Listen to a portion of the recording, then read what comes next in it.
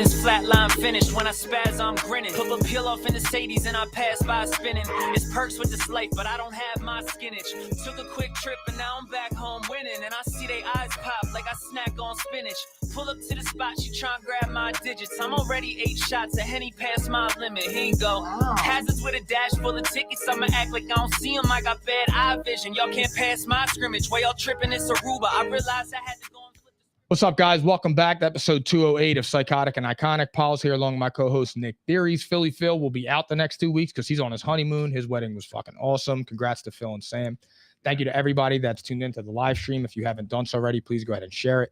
Thank you to everybody that likes, follows, and subscribes to all of our platforms. I apologize for the last 2 weeks. I know we haven't been on. We were late tonight. I had 2 floods in a span of like 3 weeks that ruined 3 rooms in my house, so I've been doing a ton of shit. But we're getting back. Fantasy starting. Football starts in 2 weeks. We're going to Arizona in 3 weeks. Yeah. So we got a lot of shit coming up. Yeah, it's gonna be fire, dude. Y'all I ain't gonna lie. I ain't gonna sit here and cap. Yo, shout out to Philly Phil. Congrats to you and Sam. Man, what a wedding. That was fun as shit. That was awesome, so man. fire. I got to see Phil perform with Goodman Fist. Was that you? In your volume? It was. Wow, look at that. Well, I've been studying you. Oh, he was So shit. Get the hell out of here. No, but that was amazing. That was a blast. That was awesome. I had so much fun, man. Shout out to Philly Phil. And it's crazy. You know what's funny, dude? Like we always talk about like what moments from like what do we remember about the wedding? Like what's that one moment? And for us, it was all of us sitting at dinner and the whole Trump thing. And Marco's coming in looking like he was ready to enlist. Mm-hmm. Yeah. And so like for me, like me and Phil were talking about it too, and we were laughing. I'm like, bro, I'll always remember being at your wedding, getting ready to eat dinner. Yo, that really happened, yo. And Allie's saying like, oh, hey, Trump got shot. And we were all like, what? That's crazy. That really happened during Philly Phil's wedding. We'll never forget that. Never, dude. That is insane. So, but hey, yo, man, shout out to Philly Phil. He is in the chat, actually. He's in the airport leaving Singapore right now, going to Bali. All the Asians heard all the Asians heard that fire intro, and they're losing their shit. Yeah. I support the Asian community. Yeah, absolutely. Massages and all. But yo, the coolest moment, I'll never forget that shit, man, was like watching Philly Phil like perform with Goodman Fist. Like that's such a like a cool like you know what's funny about that? That's like a circle moment like of life for me. Like because me and him, we went out together, like partying and going to the bar, and then we fucking stumbled upon the Goodman Fist just one night in, I don't know, 2015. And man, like then we just went to all their shows. We became a fan of them, and then just to see Philly Phil perform with them and then smoke it at his wedding, like that was fire. And that was cool. You know what was funny? When Phil first went on, I'll never forget, me and you were out front, and they said it, and we started running through the venue. I booked it. And we went in there and he was just rocking out to Blink 182. Alyssa texted me. She was like, hey, Phil's on stage. I'm like, oh, shit. So I just like darted. I was like, oh, that was awesome, dude. And well, you know what was even cooler too? Me and Allie, I'll never forget, we were talking about it, was watching his wife like sit there and fanboy the shit out of him. Oh, yeah. Because he was really playing too, bro. Like it was great. And he never rehearsed. Nothing. So like he really went on there and did his thing. It was awesome to watch, man. That was a great wedding. I was so happy to be a part of that. Yeah, hell yeah. That was a lot of fun. I would say that was a true success. Like that's a successful wedding. Right for there. All occasions. Yeah, absolutely. Congrats again, Philly Phil. And enjoy your honeymoon. And safe flights too. We'll miss you, but you know, we'll hold down the fort. All right, let's get into it. I know we're a little late on these because we haven't been here, but the Sixers signed Paul George to a 4-year max for $212 million. We got Tyrese to a max, 5 years, $205. Brought Oubre back 2 years for $16.8 million. That's a steal. He took less money to come back with us. Eric Gordon on a 2-year veteran minimum. That's awesome. We signed Drummond back 2 years, $10 million. We got better because of the departure of Tobias Harris. He went to Detroit, which is perfect for him because they're terrible. Nick Batum went back to the Clippers, and DeAnthony Melton went to the Warriors. So what do you think about it? We'll start with Paul George because I love it. I mean, look, what's there not to love, right? I mean, they had to make this move. He was the best free agent on the market. We know Embiid is getting older. We know his injury history. We know our window's closing. They had to make the best move. So what they did was they went out and they got Paul George. I loved it. Look, he is the best available. Do I think that he is going to win us a championship off the rip? I'm a wait and see kind of guy. Like, the one thing I didn't like, I'll be honest with you, that kind of like swayed my decision a little bit was the fact that we weren't his first choice. We were kind of like the side bitch. Like, the Warriors were his number one choice. So, but it was I kind of felt like logistics. I know, but I kind of feel like slighted in a way. Like, I kind of feel like we're the side bitch. So, obviously we were the best team available in the East, that had a max slot open. Well, here's my thing though. He should be happy because even if absolutely, the Sixers are better than the Warriors. Even if you say with or without Paul George, the Sixers are better than the Warriors. Because they have Joel Embiid, and Joel Embiid is better than I don't any disagree. Warrior. Absolutely. So my thing is though, Paul George next to Tyrese and Joel Embiid is better than Paul George next to Steph and Maxey. I mean Steph and Drummond. So obviously, and then when you sign Tyrese to the 5-year, Tyrese is awesome. I know Daryl Morey gets some shit because he doesn't. This was his first big splash, but he held on to. I'm not trading Tyrese Maxey for Damian Lillard, and thank God he did. Yeah, he did. I forgot about that. He would not. He said under no circumstances will Tyrese Maxey be in the Damian Lillard sweepstakes, and he held to it, and he looks right by a mile. Yeah, no, I mean, I think Maxey's the key piece in all of this. He is because he's healthy, he's younger. Well, here's the thing: I don't think there's a star like a third star in the league that is as good as him. Like, think about it. Like, Embiid's our 1. Paul George could be our 2 or 3, and then you have Maxey at 2. Well, you could win a. Well, do you think we had the best big 3 in the league? We got to be top 3. I would say if we ain't top 3, then we ain't going nowhere. Yeah, no, we're top 3. I'm just trying to think of right off the top of my head. I mean, maybe if you want to say who's close to them, I don't know. I don't know off the top of my head for big 3. You could argue the Celtics, you could I guess. Say, the Celtics. Brown, Tatum, and White. Derek White. Maybe the Lakers. AD, LeBron, and Reeves. Maybe. Well, no, not that they're better than the Sixers, but they're in that elite category of big 3. Like, I think they're an elite big 3. AD, LeBron, and fucking Reeves. I do, but that's not what we're talking about here. But then, like, when you get Oubre back, bounces at your roster, guy that can create his own shot, loves the team. Like, you took less money to come back. Eric Gordon on a veteran minimum. Yeah, it's crazy. That's awesome. Coming off the bench. Drummond is going to be fucking awesome. And it's so weird, because Drummond said that Embiid called him and was like real enthusiastic and wanted him to come here and was telling him, what are you doing? What are you doing? And Drummond was saying it felt so good to be wanted. And that's crazy. What's it like to be wanted? And what's weird about that is those two had so much beef when Drummond was younger. Remember, he used to post on him when he was on Cleveland and shit and call him a penguin, call him barbecue chicken and all this shit. So that's an odd dynamic too. But like, we got better. Like, anytime when you replace Tobias Harris with Paul George, you are miles better. Paul George is 23 points a game, 40% from 3, can play defense, can handle the ball, can create his own shot, not scared of the moment.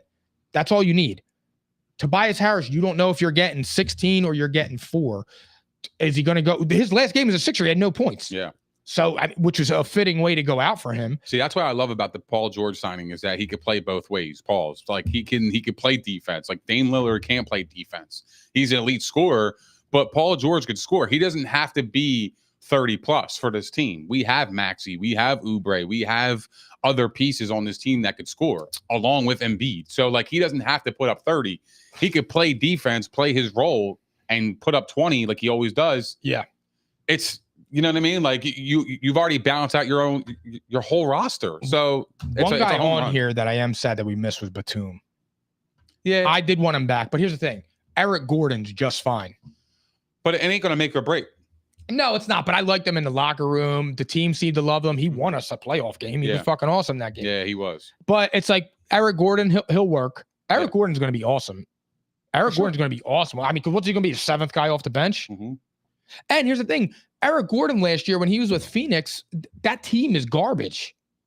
That team is garbage. Yeah.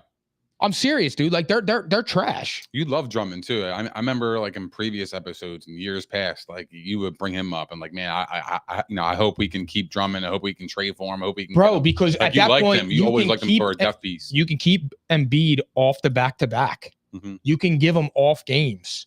Like when you got a 4-day break, but you have a game sandwich, like you can keep Embiid off and get a 6-day rest period. Like that shit is helpful for him. I'm gonna miss Paul Reed though.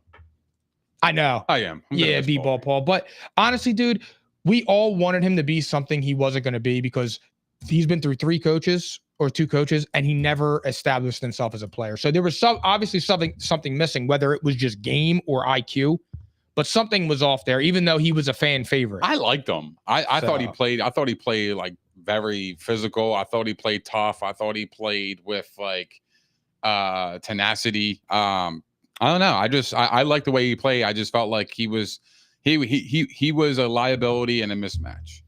Yeah, that was the problem. But I do like his heart. I thought he played with excellent tenacity. Yeah. I mean, like I said, for me with I'm sorry, who were we just talking about? It was we were talking about Paul Reed. Paul Reed. Yeah, sorry.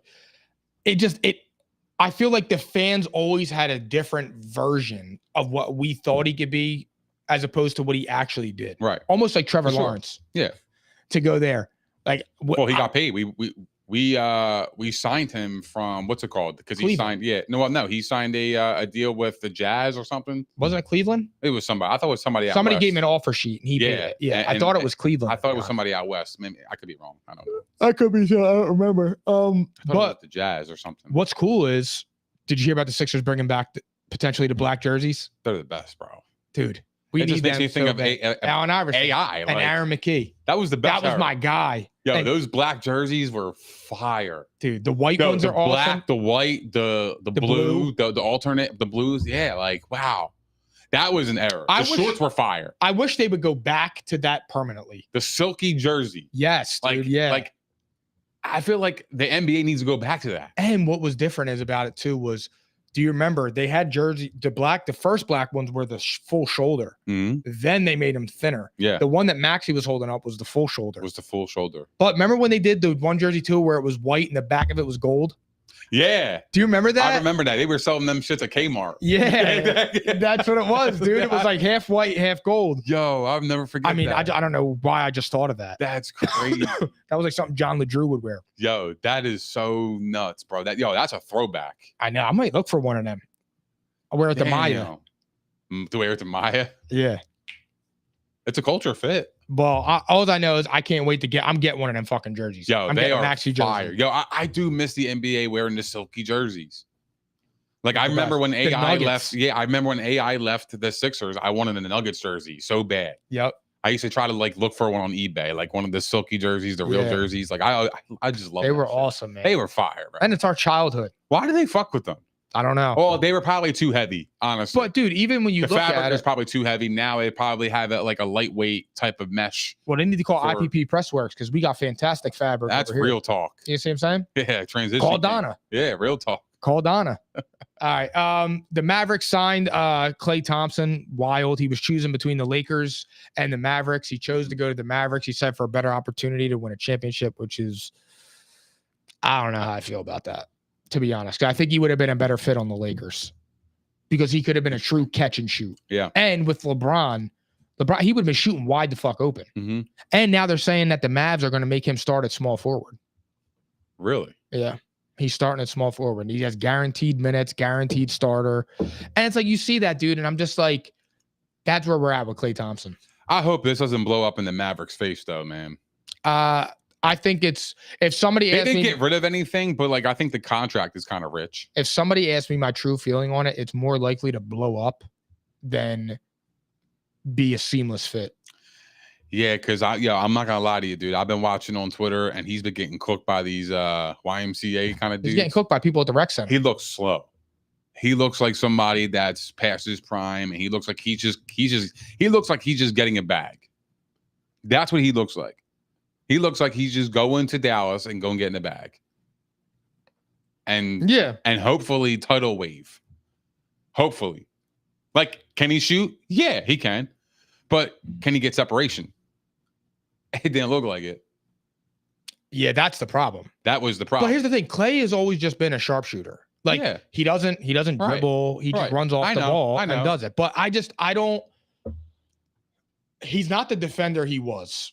Kyrie Irving's not a really good defender. Luka's not a good defender. We know that. So it's like now you got 3 guys that can score the basketball. Clay's scoring has dipped. His defense has fell off worse than his offense. And it's like, and now you're inserting him to a team that's defensively challenged. Mm-hmm. So for me, it's a little bit of an odd fit in that manner. I agree. But from an offensive standpoint, like, does it fit seamlessly? To a degree, because you have 2 ball handlers now that can kick it out. The problem is Luka takes a lot of shots. Mm-hmm. Who's sacrificing? Him and Kyrie. One of them has to sacrifice. Well, Kyrie's been sacrificing, to be honest. But my point is so now you're adding somebody else that wants to shoot the ball. But why do you want him to sacrifice? Who? That's the thing. Like, who? Just the Mavericks in general. Like, well, I don't think Klay Thompson Kyrie went there and thinks that he is going to be happy taking 6 shots a game. Well, I don't think so either. But also, he's making 50-something million. I know, but I don't.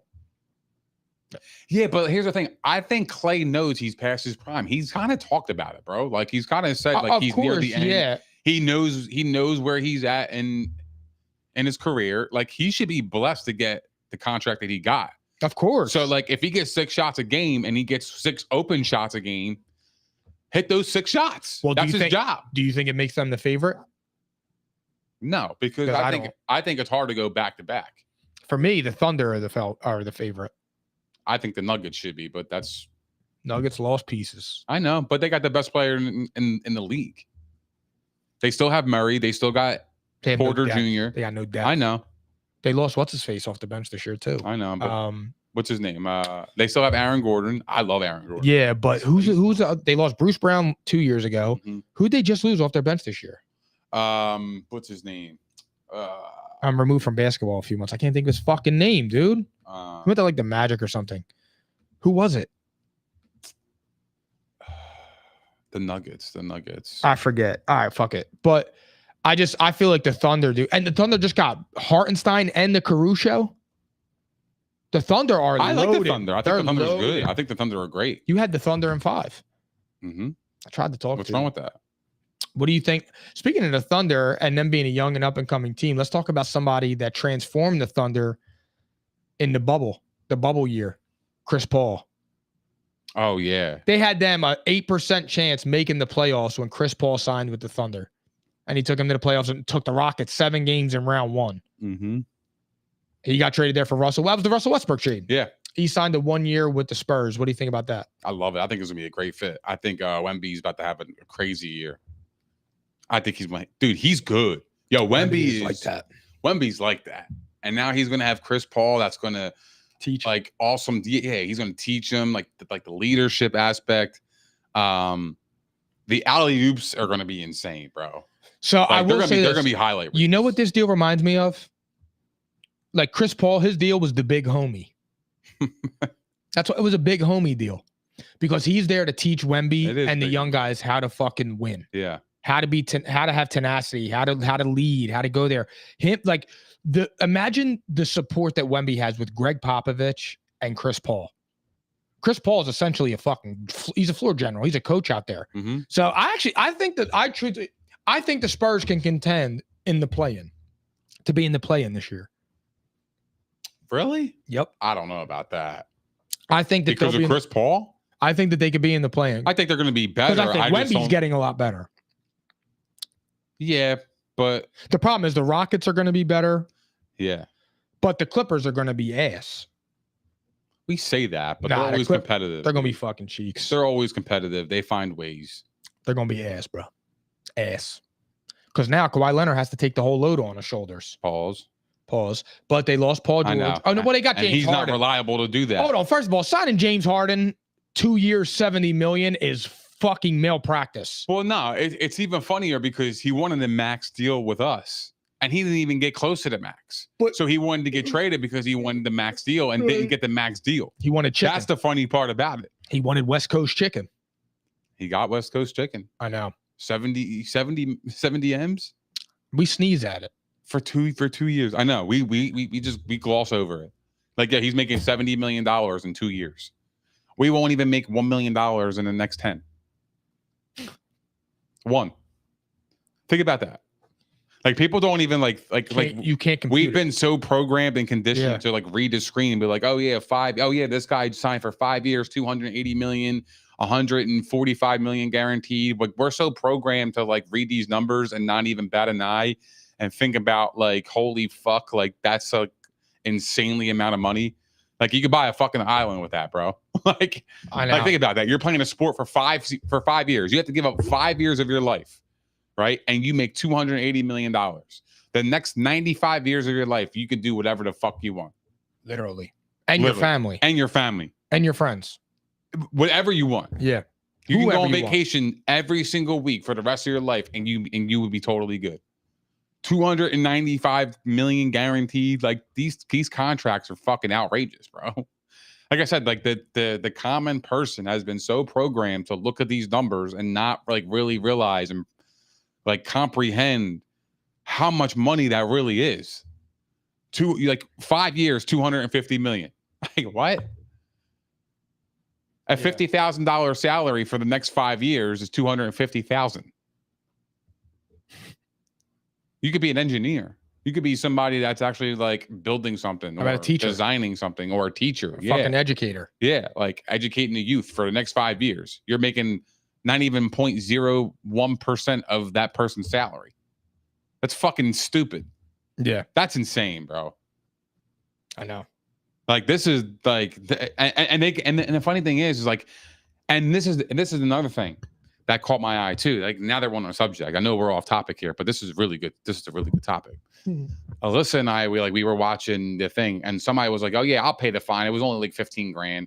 It was George Kittle. We were watching receivers. Yes, I was like, just about to say. I know exactly what you're talking about. He was like, "Oh yeah, we'll just pay the fine." It's only like 15 grand, and I'm sitting there. I'm like, bro, 15 grand is a lot of fucking money to the common folk like me, you, or anybody. 15 grand.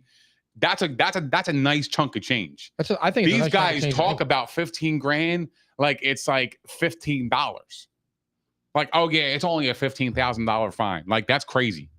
If I get a speeding ticket for $50, or I don't know, an infraction, a traffic infraction for $50, I'm fucking pissed. Dude, I got a ticket for fucking 180 when I came here for the Super Bowl last year. That's what $180 for not putting on my turn signal when I changed the lane. I got a moving like, file. Look, is $180 going to make or break it? No, but $180 is like, what the fuck? That's a zip. Yeah, like to them, he's like, oh yeah, 15 grand. It don't even matter. It's only 15 grand. That's not even what the fuck. Did you finish the receiver, by the way? I think I finished the episode 2.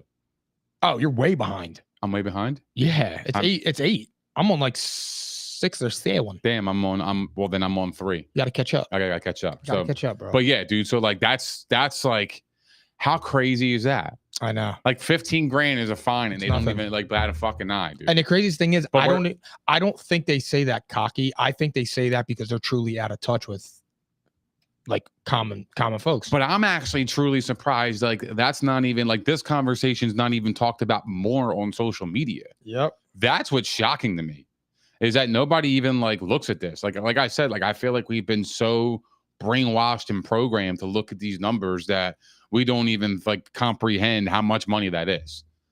Like, to me, like, it's like a slap in the face. 15 grand, fine. Oh yeah, it's only 15 grand. Like, 15 grand, that's a fucking lot of money. That's a fucking AC unit for me. If that thing goes, that replaces my AC unit. Hell yeah, that's fucking life-changing for me, brother. So, like, do they earn their money? Yeah, absolutely.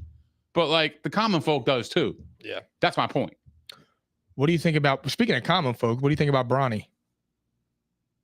I think he's just a regular dude. He's having a rough go, bro. He's an embodiment of the Lakers, because the Lakers, they got nobody. But I don't even like, do you think it's pressure? No. I don't even think it's due to pressure. I just don't think he can play like that. I don't know. He got drafted because of his name. Of course. Yeah. I'm just saying, like,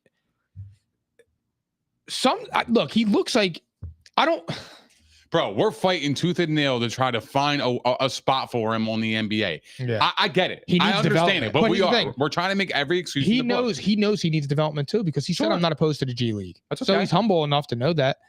Like I said, I'm rooting for him. It's just, bro, he's got nice shots and they're just not falling. He shot a few air balls, which sucks. Yeah. But here's the thing. The second overall pick for the Rockets did cardio last night and nobody's talking about it. Oh, Sar? Bro. Sorrows? Yeah, Czar. Bro, the dude was fucking 0 for 7 from 3, 0 for 15 from the field. And it's like, fam, nobody's talking about that. They're talking about Bronny. So it's like, you could start out rough. You could start out like Ben Simmons, where you're fucking dominating in the summer league and then you come in and you're ass. Yeah. So it could go either way. I don't know. I just don't think he's gonna have any impact. Not right now. Yeah. As long as LeBron's in the league, I don't think Bronny's gonna have an impact. Oh, you think he's 3-4 years away from having any impact? I don't think he's close, bro. I mean, I hope you're wrong. Me too. Truthfully, because I actually want to see LeBron. He's a nice kid, dude. But because I legitimately want to see LeBron play with Bronny, but like I don't think he's ready, bro. I don't think he's there. I know. He doesn't look it. And I feel like we're like, again, like we're trying to find every excuse in the book because we want to see the moment. Like, yeah, of course. I think like that's great and all, but that's kind of selfish at the same time because he's just not ready. Yeah. And that's okay. Like, but I don't know if LeBron is going to be able to play with him ever. Here's the problem with Bronny. You could make an argument right now that Bronny couldn't start for UConn. That's crazy. That's insane to me. And he's on the Lakers and got drafted the second round. And what's even crazier is Pat Bev went to Europe. He got the same money as Bronny. He said, fuck it. Pat Bev couldn't get Bronny money. Which is crazy to me because I feel like because Pat Bev is more valuable to an NBA roster than Bronny right now. Like I wish the Sixers would sign Pat. I love Pat. Me too. I loved him in Philly. I think he's a great locker room guy. I think you need guys like that. I think you need guys to piss off the opponent. Like imagine him playing against Boston. Like I feel like he would get under their skin. He would piss somebody off, and we had the superstars around that can kind of make up for whatever. Yeah. Like I just feel like it would help us out. I'm shocked that he did that. I'm shocked that Pat Bev did that. He said, fuck. Me too. He really did. Just said, fuck, I'm going to Europe. Which is crazy because he has his podcast here. I guess so. I wonder how that's going to work. But yeah, I guess he's shout out to him. All right, let's go to the NFL. Yeah, if you could pick one defensive player to anchor your team for the next 5 to 7 years, who would you pick? TJ Watt. I know we were talking about a little bit off topic, and I lost my fucking notes. TJ Watt, man, no doubt. I'm Aiden Hutchinson. Why? Because he's young and he's a beast, dude.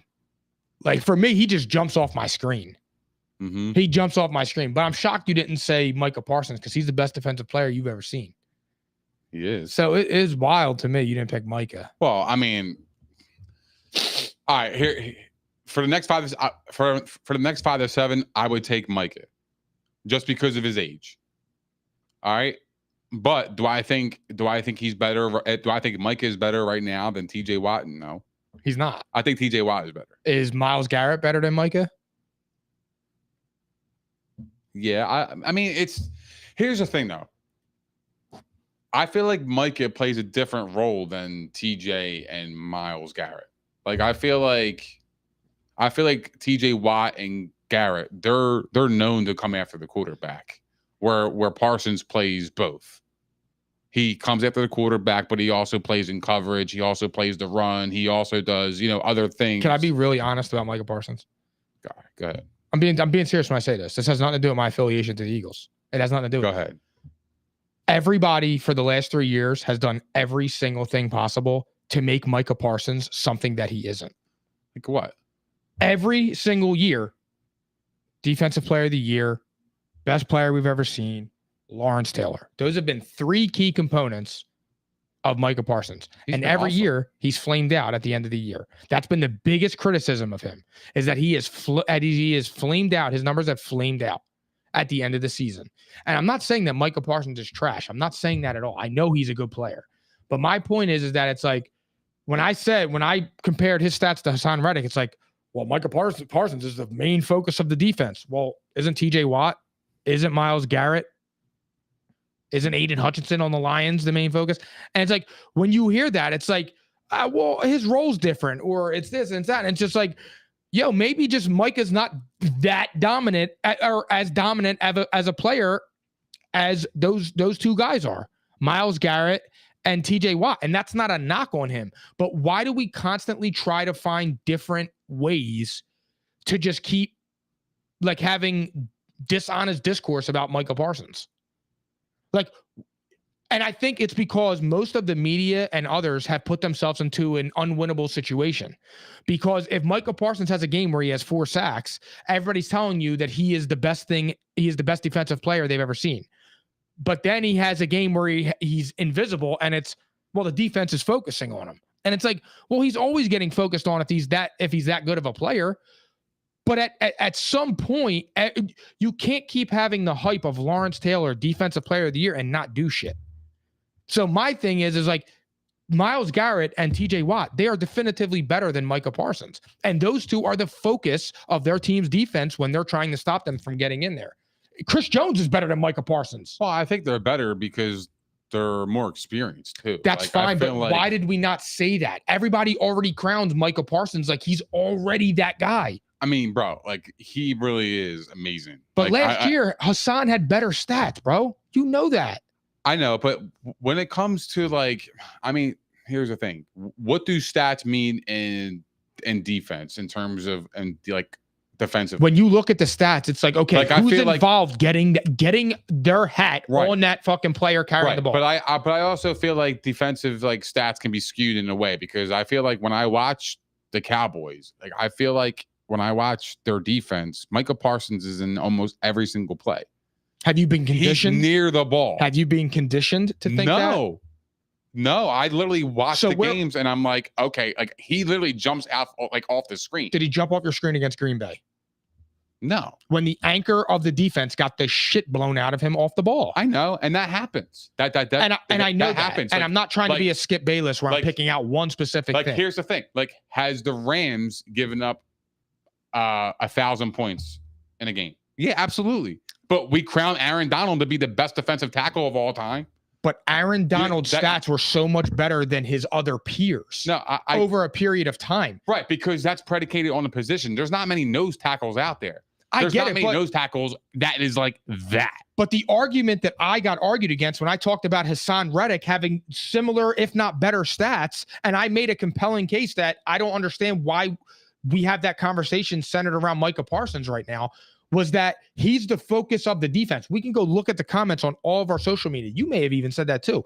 The focus of the defense is Micah Parsons. So my thing is it is Aaron Donald, Aiden Hutchinson, Chris Jones, TJ Watt, Myles Garrett. They're the focus. So it's like they're still doing their thing. Well, Aaron Donald didn't do shit in the Super Bowl against Brady.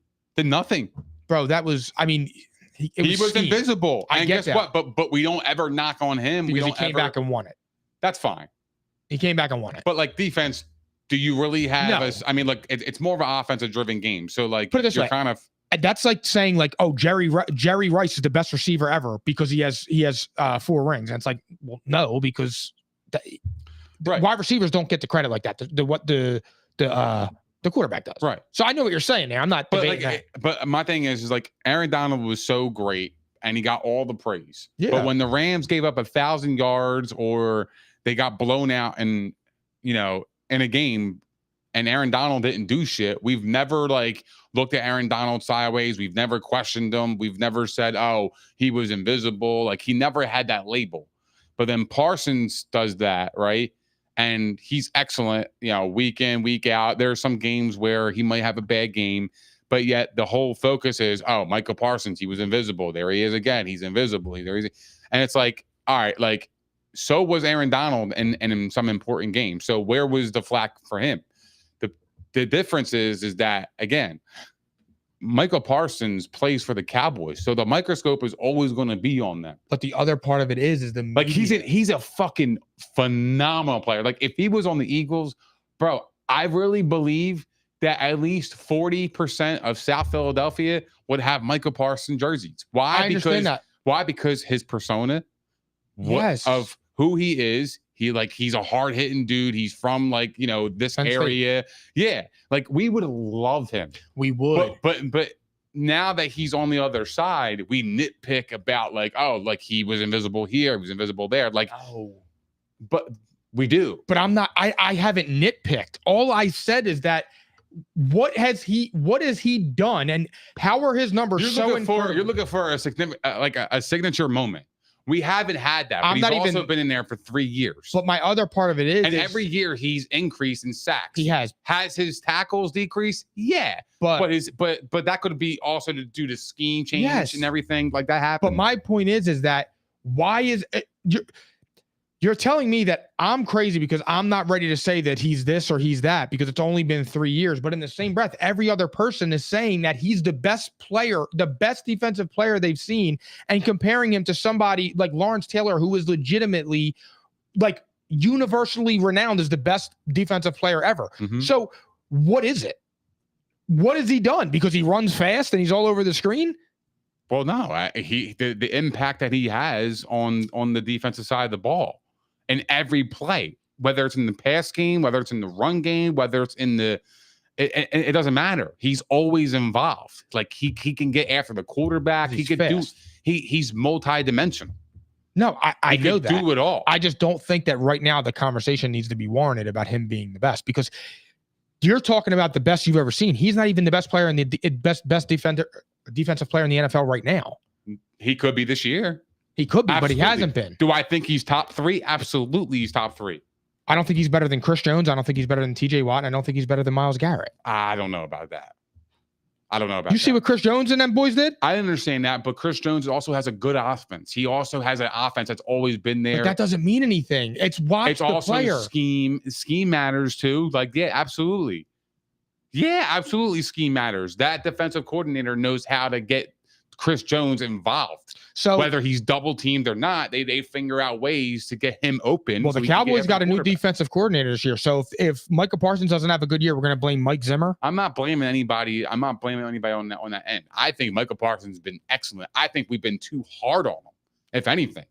Not me. Like, I feel like everybody's like, oh, well, he was invisible here. He was invisible there. It's like, all right, well, Aaron Donald in the biggest fucking game of the year didn't do shit in the Super Bowl. Nobody has said a fucking word about that. The only way I've ever judged Micah Parsons was strictly based on when I watch a show and I hear that he's the best ever. When you say it and I just look at it and I'm like, his stats are comparable to Hassan Reddick. And bro, he's honestly, I'm not kidding when I say this. He's one of the best defensive players I've ever seen. But there's no merit to that. Yes, there is. When I watch the game, this guy is disruptive as fuck, bro. This guy is all over the field. Like, all you see is Chris Jones, Parsons, Myles Garrett, and fucking what's his face? I think it's TJ Watt. TJ Watt. So it's TJ Watt, one of the best defensive players I would say Watt, Garrett, and Parsons. I think if you took in a draft either of one of those players, I think you walk away with a smile on your face. What about Chris Jones? I don't think you batted. Bro, he's in that same team. Chris Jones is fucking good. No, I know. I'm not disagreeing with you. So my question is though, so you think that I'm not knocking Chris Jones. So you already think that those 3 guys, not including Micah, Garrett, who am I missing? Am I missing anybody? I don't know. I can't think of it off the top of my head, but I'm saying you think those guys are 3 of the best defensive players you've ever seen. Those 3 guys are the best defensive players that I've ever seen. Yeah, because if they're comparable to Micah Parsons, then you have to say I think TJ Watt is definitely up there. Yeah, absolutely. Because my thing is like the impact that he has on the Steelers. The Steelers are 1-10 without him. I was just getting ready to go there. I mean, look, they're fucking atrocious with that. That's an impact. Like that's impactful to the roster, the entire team. Just that one. You think Mike is better than DeMarcus Lawrence? Absolutely. What kind of question is that? He gets after the quarterback, baby. So does Micah Parsons. He's like that. Parsons really like that, bro. Like, we're gonna see this. Look, I need Micah Parsons to win the defensive player of the year. I bet him. I get it. Like, I get it. Like, bro. But if he was on the Eagles, you would love him, bro. But loving somebody, I love Dak Prescott. I don't think Dak Prescott's one of the best quarterbacks I've ever seen. I love Jalen Hurts. I don't think Jalen Hurts is a top 3 quarterback. All right, you can love somebody and be honest. No, I am being honest. That's why, like, when I say it, like, I really mean it. Like, I don't say it just to say it. That's a bold statement I'm saying. Yeah, I know. It's wrong. It's bold, but it's wrong. I watched Dawkins. I've watched I've watched Ray Lewis. Like, yeah, I've watched impactful players. I know what impactful players look like. He's an impactful player. He is. Nobody's saying he's not impactful. Yeah, I'm just saying he's not the best defensive player I've ever seen. He's one of them. Not yet. He's not. I think he's one of them. I think he's definitely a top 10 defender that I've ever seen. I could probably put him in my top 10. I don't know. Palomalu will be is one of them. Palomalu, Dawkins, 100%. Ray Lewis. Ed Reed, Ray Lewis. Patrick Willis. Maybe. Lawrence Taylor. I would go Urlacher, Urlacher. He's up there. Urlacher, of course. Bob Sanders was my guy. I know everybody in the comments is going to say Reggie White. Like, that's but it's a little bit older their time, and that's cool. Yeah. Wow. There's got to be other players. I mean, this is classic shit. Wow, who's an all-time player? I mean, those are what, 7 on top of my head? Is he better than Terrell Suggs? Suggs was like that. Who was the other guy for the Bears? Suggs was like that. Who was the other guy for the Bears? Suggs was awesome. Who was the other guy for the Bears? He's not better than Michael Strahan. You forgot about Strahan. You talking about Lance Briggs? Lance Briggs, yeah, that was in 55. Yeah, Briggs. Lance Briggs. I love Lance Briggs. He's better than Lance Briggs. I know. Strahan. Strahan's up there. Jason Taylor. Because Strahan was impactful. Strahan and defensive line, they beat the undefeated Patriots. Strahan, Dwight Freeney, Jason Taylor, Julius Peppers, Seymour, Warren Sapp. Yeah. Derek Brooks. I mean, DeMarcus Ware, a fellow Cowboy.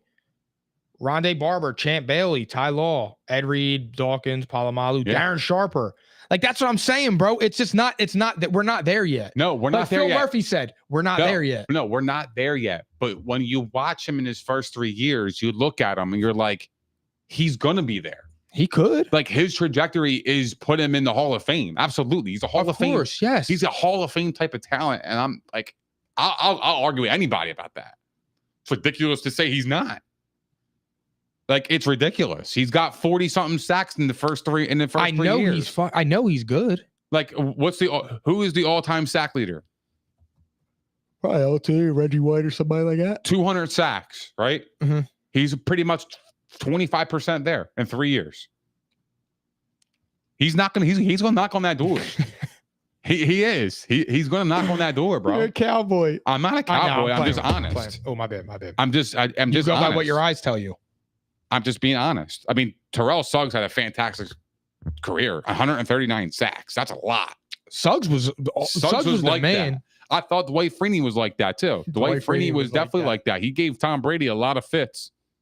Give me Robert Mathis. Fuck him. Corey Simon. I mean, what about John Abraham? Remember him? Abraham. The problem with him is he was on the Falcons. That's why he never really got recognition. Then he went to the Jets. Yep. Remember? I forgot about Abraham. Who else? Jason Taylor is a great name. Julius Peppers is up there. Oh yeah, he was phenomenal.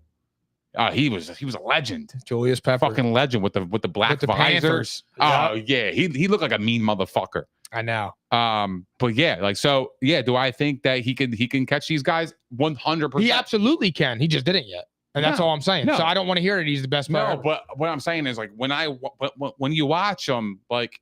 Yeah, you're like, holy shit. Yeah. Like he's the goods. He's like, yo, he's one of them. Yes. And I'm with you on and that's what I'm saying. I just don't want to hear comparing him to like legit legends all of a sudden and then telling me, well, that's only been 3 years. That's what I don't like because it's like we compare quarterbacks to legends after 3 years.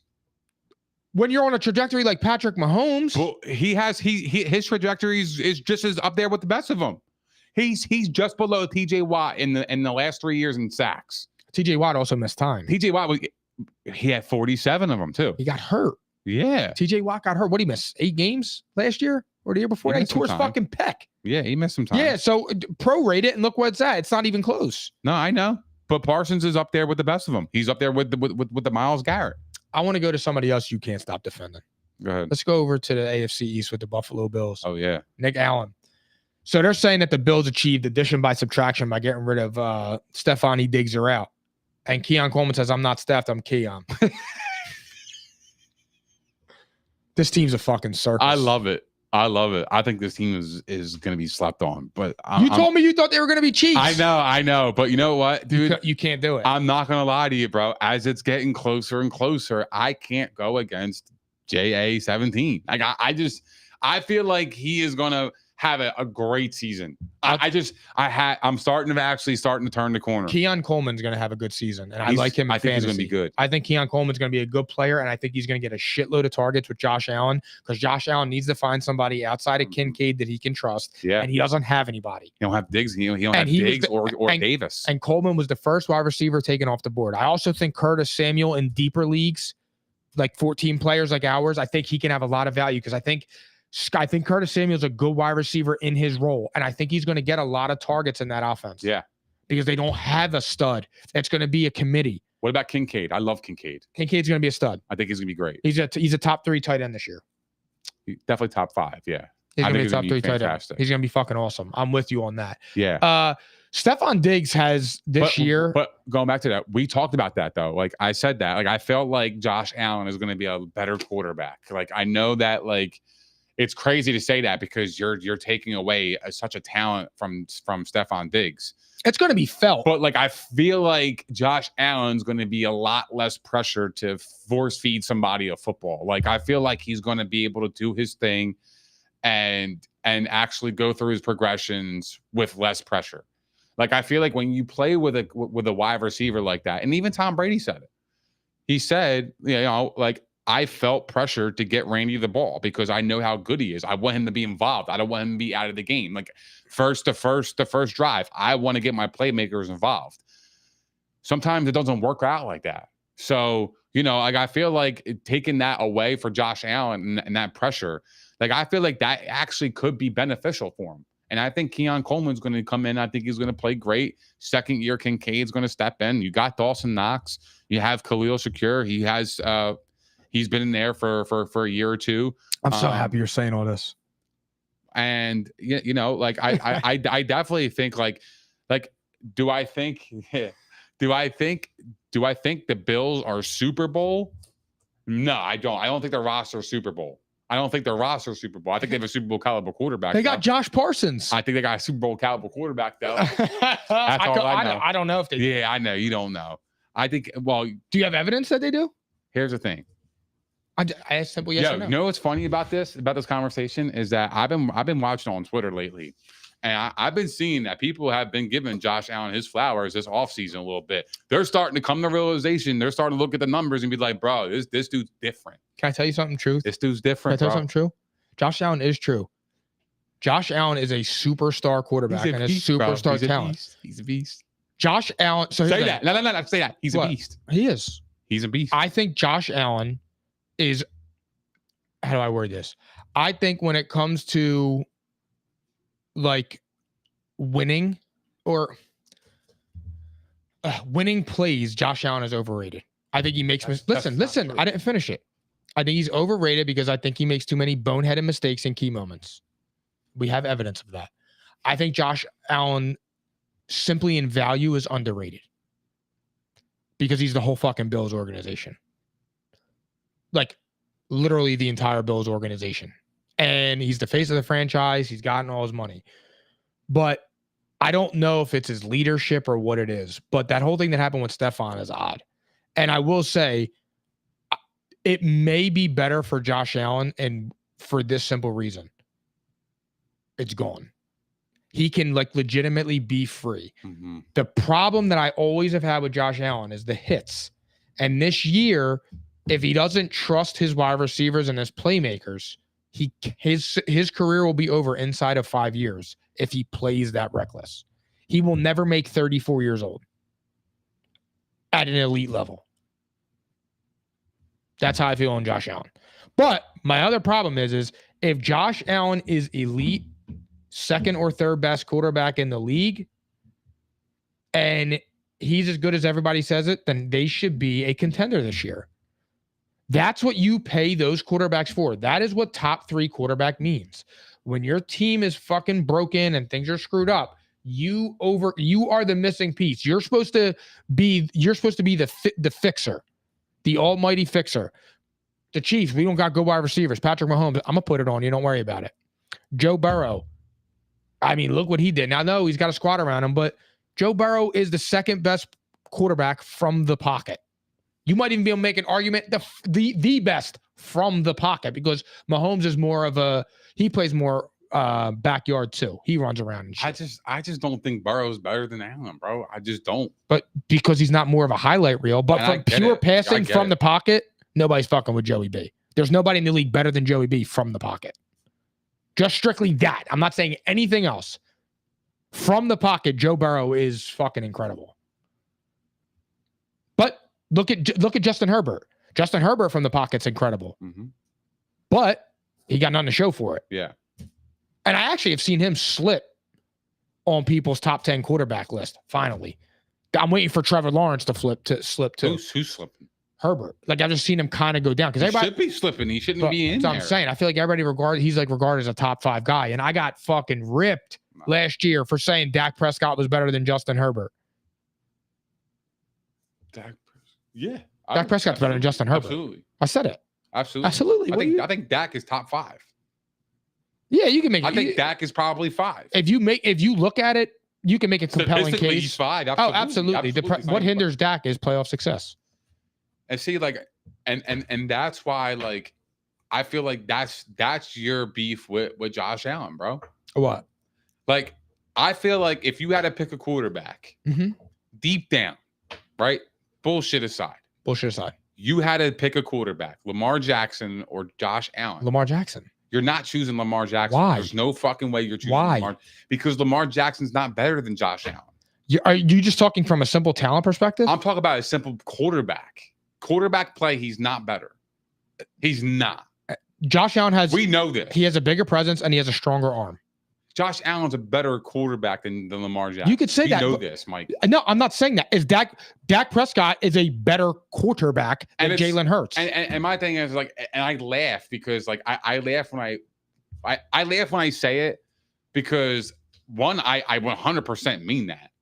And two, it's like the problem with that is that the MVPs cloud everybody's fucking judgment. No. Like, bro, those MVPs. No, they're accolades. Like, they could easily be Josh Allen's. Easily. But the problem...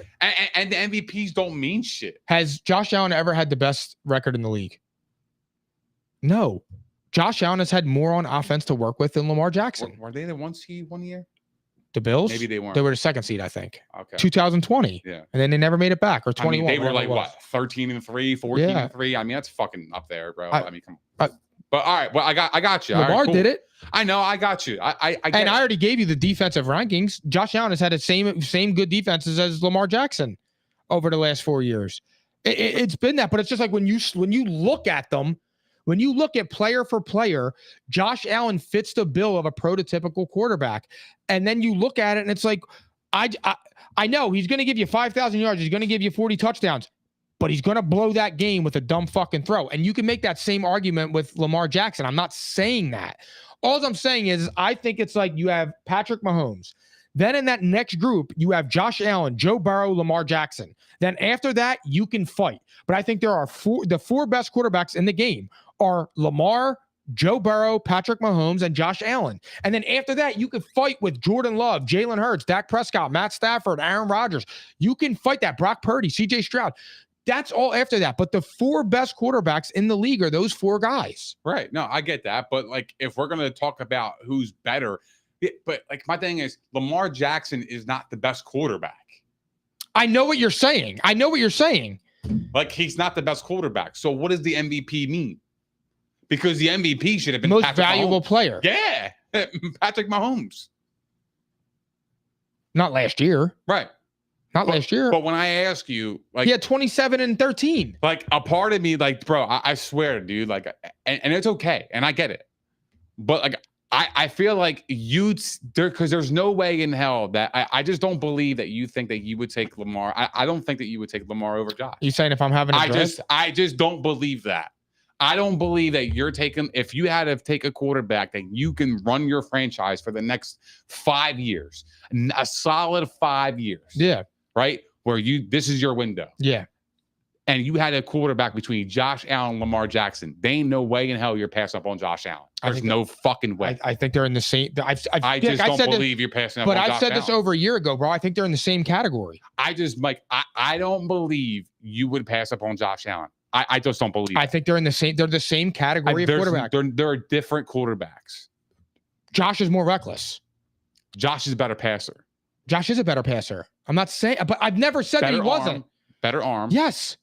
Accuracy's there. Yes, but right? Lamar Jackson is criminally underrated as a thrower. Right. You guys, people act like Lamar Jackson's out there throwing fucking shot put.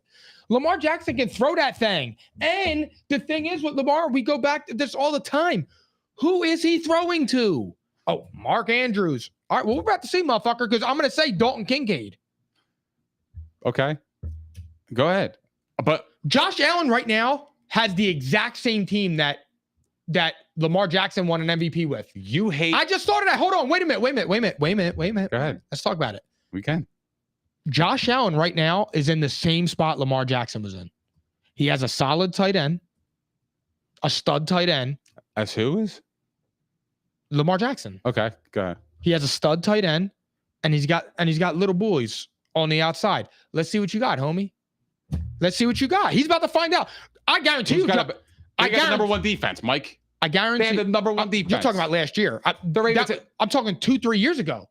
No, I'm talking about right now. The Ravens have the number one defense. It's a different story. But I'm talking about you can have a little bit. I'm not saying now. I'm saying when Lamar won his first MVP and his entire career. Lamar Jackson, Josh Allen right now is about to experience what Lamar Jackson has experienced his entire career. So I guarantee you that Josh Allen ain't throwing for 5,000 yards this year. If he does, well, he hasn't. He's never thrown for 5,000. He's thrown for 4,000. Who? Josh Allen? He's never thrown for 5,000? Never thrown for 5,000. I didn't know that. I'm surprised. Oh, I mean, it makes sense. Why? Because he's not like that from the pocket. How is he not like that from the pocket? Because he's got 4,000 yards for 4 straight years. Lamar Jackson has done that never. Ever. He's a runner. Josh Allen's a runner too. He's both. He's schoolyard. That's what I'm saying. That's what I'm saying. I'm getting a passer and I'm getting a runner. You're just getting a runner. Lamar Jackson can pass the football, bro. I know he can, but so can Josh Allen. I'm not saying that. And the thing is like you kill him for the interceptions, right? And that is to me, which is ironic as fuck. Because Burrow's high in him. It's not even that. You're a Peyton Manning guy. Peyton Manning in his first fucking 8 years was a turnover machine more than anybody. But look at the style of play. I know. But Josh Allen's nowhere near that from the pocket. I know he's not near that from the pocket. Josh Allen is not even top. You can make an argument Josh Allen is in top 5 from the pocket. I'm not comparing the pocket passer Peyton Manning versus pocket passer Josh Allen. I'm comparing the stats. Yes. Like you kill Josh Allen. The reason why Josh Allen is not number 2 on your list is solely because of the interceptions. No, it's not. Outside of that. No. Then Mike, how do you hate this guy? I don't hate him. 40 when I watched Joe Burrow, 2 years he was healthy. Super Bowl, AFC chip, almost back to the Super Bowl. He beat Mahomes to do it.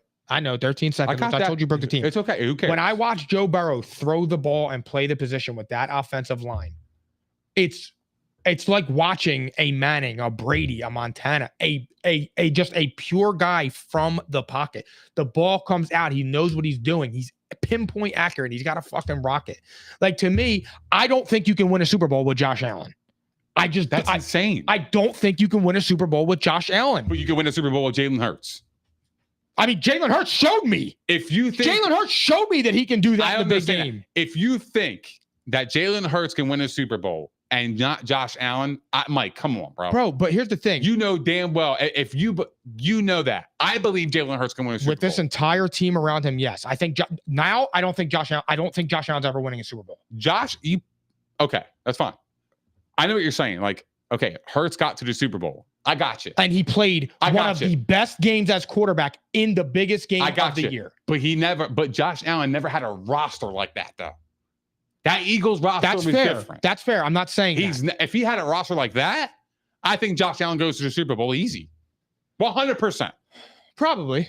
Unless he does a stupid bonehead turnover thing, which could happen. But Nick, I've said this repeatedly. I've never said this. I would put my money in the middle and say he would go to the Super Bowl with that roster. 100%. But if Hurts could do it, he could do it. But the problem is Josh Allen, you're accounting for 30 turnovers a year. You're getting 16 picks and 14 fumbles. Like, I don't understand that. Like, why do we gloss over that? Because the guy's a human highlight reel.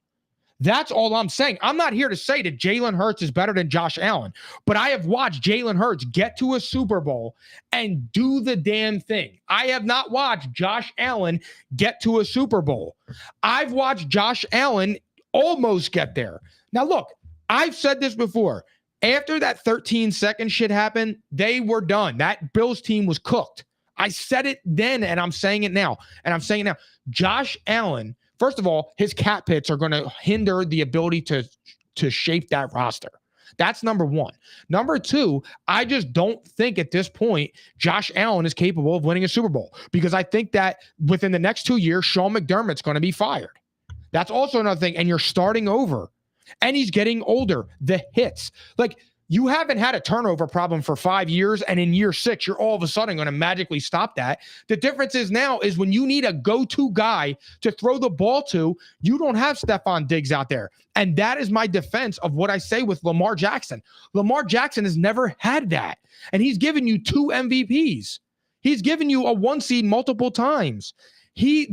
Lamar Jackson makes the plays on his feet without the fucking insane turnovers, where you look at him and you're like, bro, you remind me of Carson Wentz. That's not true, though, because I watched Lamar last year in critical moments, and he had some bonehead turnovers, and they lost the game because of that. Bro, interception, but not all interceptions are created equal. Do you remember the game against the Vikings? Yeah.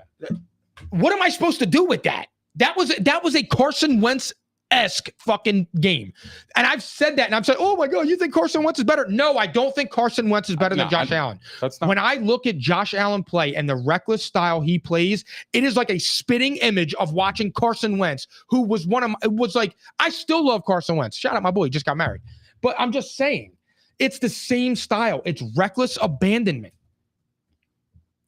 It's reckless abandonment, bro. That shit doesn't win. It ended Carson Wentz's career. Look, all I'm going to say is that Mahomes throws interceptions as much as he wins. But he wins just as much as Josh Allen. He wins. But he's also on a different team. He's also in a different scheme. He's in a different environment. Like Josh Allen, bro. Like, he is good. He is great. Bro, he's amazing. But he hasn't won anything. I know. Why does that not go against him? Why did you hate Donovan McNabb? I got you here. Why did you hate Donovan? Yeah, say it for everybody to hear. Why I hate McNabb. So I know why. I want you to tell me why. Because he was inconsistent. And he couldn't. But he couldn't. Wait a minute. He could never get over the hump. Okay. He could never win a big game. But he had the teams to do it. Josh Allen hasn't with the number 1 defense of Stephon Diggs? Well, number 1 defense. Josh Allen had the number 1 defense the year the AFC Championship game. And what happened in that game?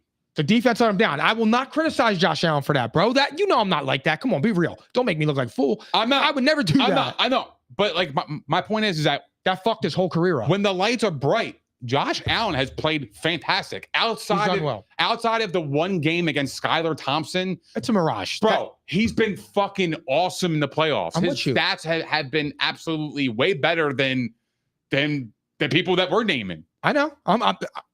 I don't. He's been way Josh better. Allen. He's been way better. I don't hate Josh Allen. It's not even close. So I got mad with the Josh Allen shit when people were saying that he was better than Patrick Mahomes, and I was saying he's better than Patrick Mahomes. No, he's not even better than Joe Burrow.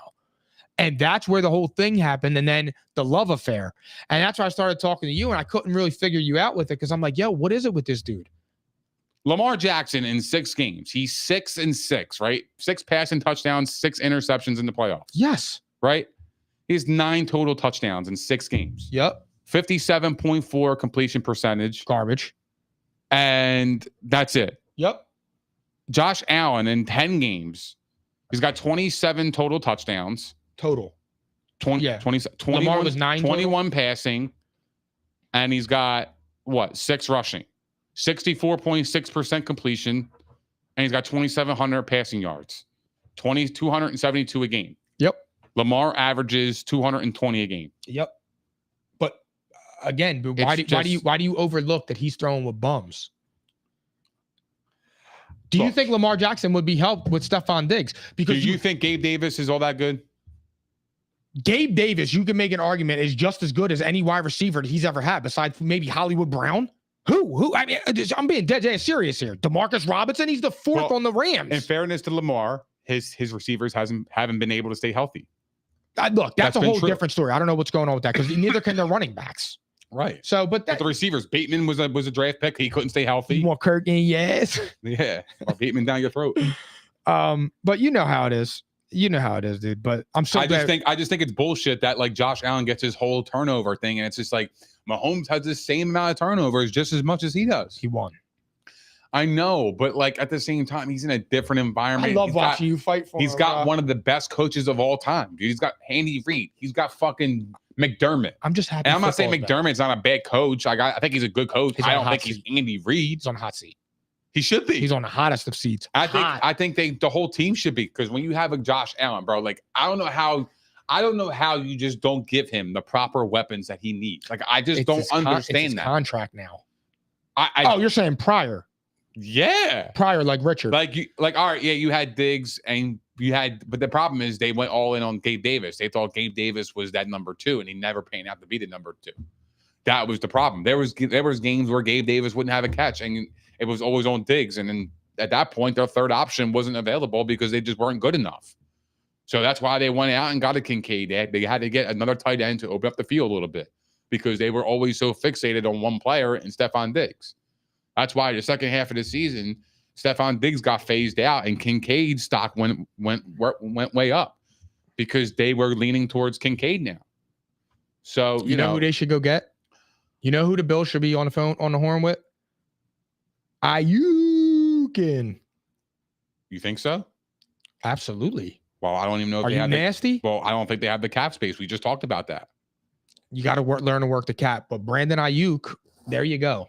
The Bills are almost dead last in the cap. They have $10 million in cap space. So they don't even have. Sorry, I apologize. They have nothing. They have nothing. So they're fucked. No, they are fucked. They're done. Where do you think Aiyuk's going to go?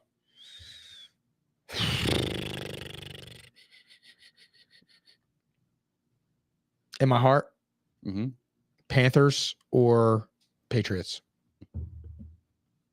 I think a young quarterback's going to get a weapon. Interesting. What about you?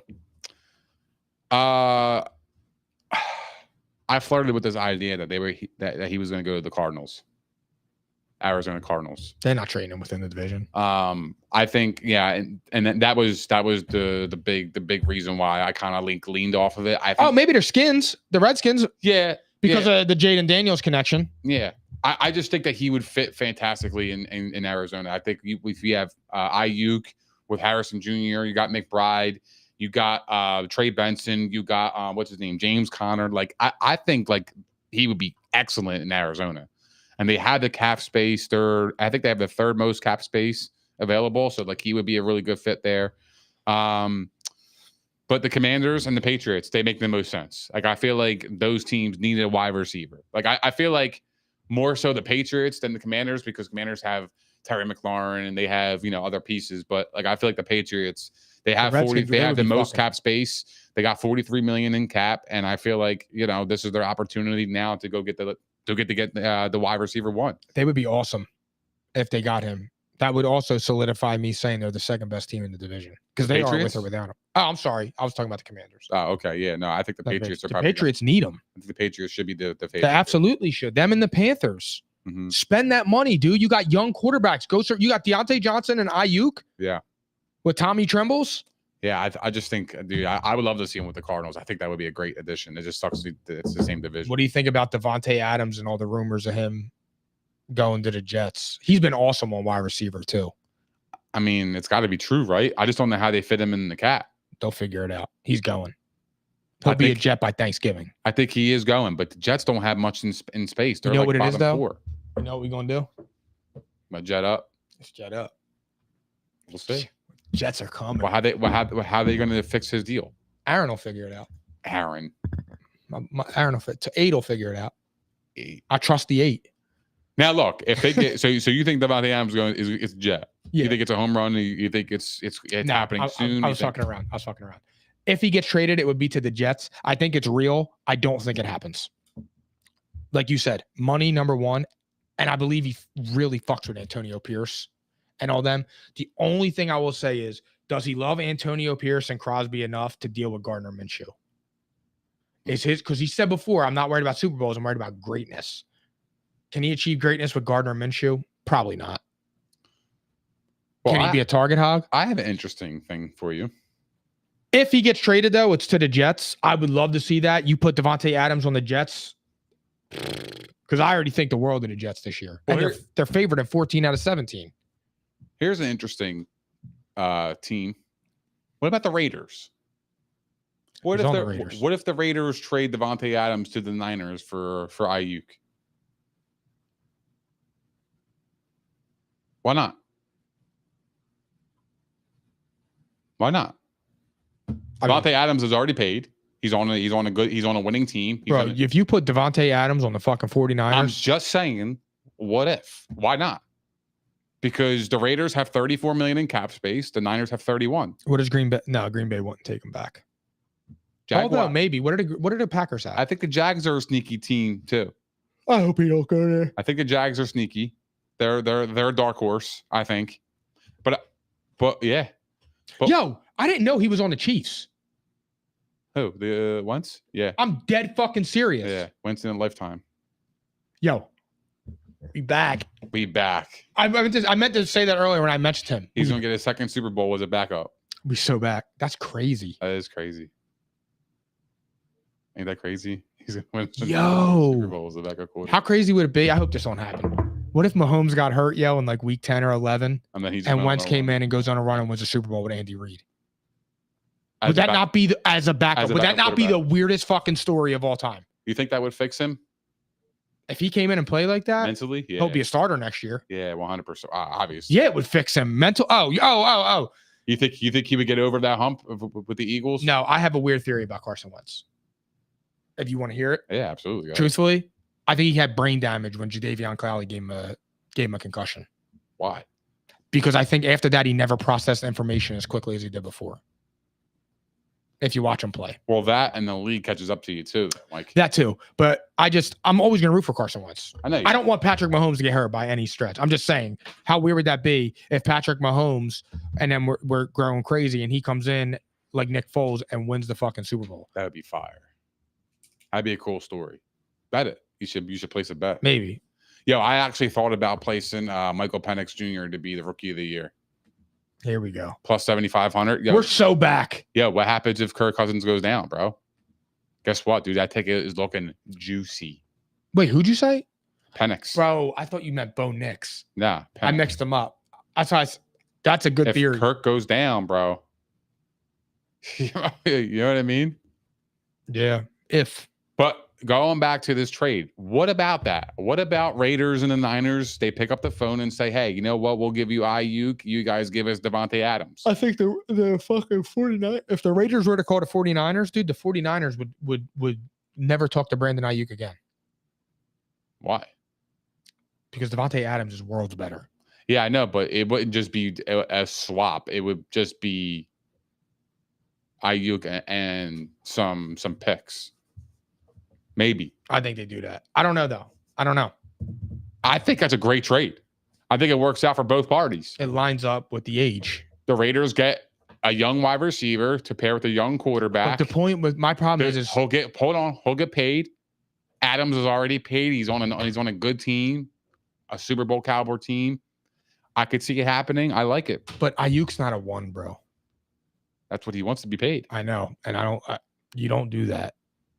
For real. Do I think it's a massive downgrade for the Raiders? Absolutely, because I feel like they might have to pay more for Aiyuk than what they're paying for Adams. They will. He wants 4 years, 110. That's the kicker. But do you also get the draft pick on top of that to help subside that a little bit? To me, I'm not paying that for Aiyuk.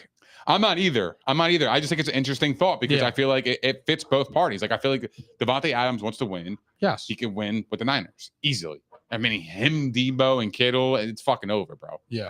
That'd be stupid. What do you think about Davante's old team with Josh Jacobs now saying that he thinks Jordan Love could be a top 5 and he's the next superstar? Because I don't see any reason why not. Well, who would he replace in your top 5? I wasn't expecting that. Patrick Mahomes, Joe Burrow, Josh Allen, Lamar Jackson. I think 5's wide open. So, I don't think you could go wrong. So, for me, it wouldn't really be a leapfrog. To me, you could say Rodgers, Stafford, Hurts, Dak. I would probably say going into this year, it's Dak. But here's the problem.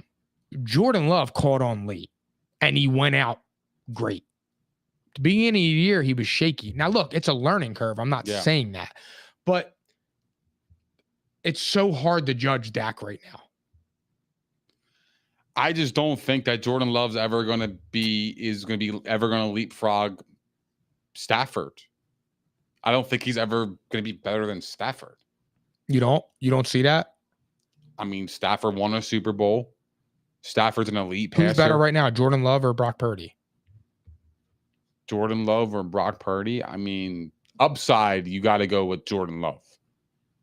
I think he's got more tools than Brock Purdy.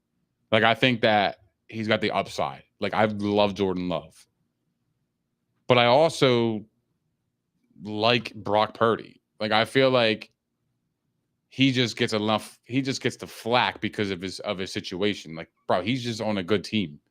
That doesn't make him a bad player. And no, we talked about that.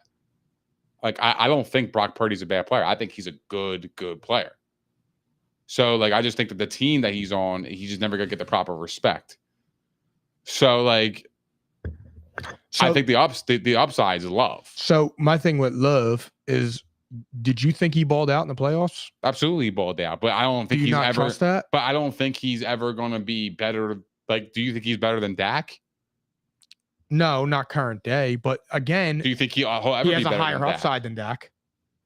He has a way higher upside. What can make him better than Dak? I mean, he's already in his first year as a starter. He went as far as Dak in the playoffs, and he already beat Dak. So you can kind of make a case that Jordan Love right now. I think if you ask 32 NFL teams if they were starting a franchise right now, would you take Jordan Love or Dak Prescott? They would take Jordan Love. I think 20 of them. Well, I mean, based on age, all factors, age, and again, Dak as a quarterback is very good. But Dak now is being judged on his playoffs, and his playoff resume stinks. Let's be real. He's inconsistent. You cannot trust him in the playoffs. And and I'm a Dak Prescott fan, but that's the truth. And that narrative can change very quickly. It can. It happened to Peyton Manning. It happened to Matthew Stafford. It happened to other quarterbacks in the past. But do you think Dak is that good from the pocket that he can change that narrative? I don't know. It's just present day. You can't say that because you haven't seen it. Dak's been in the league for 9 years. Absolutely, he could be that bad. He was an MVP conversation this year. He had 36 touchdowns. He had 4,600 passing yards. He wasn't. 100%. Awesome. He could do that. I know that, but the Cowboys got worse this year. Yeah, I think Dak's days of having that star team around him is gone. Well, although he's still got CD, he's still got Jake, and they brought back, but they don't really got a running game. I mean, he got Zeke, but they didn't have a running game last year. But he was. They honestly had the same team. They honestly had the same team.